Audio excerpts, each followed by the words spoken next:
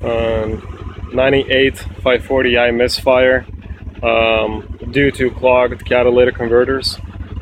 If I just put this in, this is currently disconnected. If I just try to screw it in, the engine will get an insane amount of misfire. I'm not going to show the misfire, but it's to the point where the engine barely runs, it's shaking and stuff. So check out how much back pressure this generates.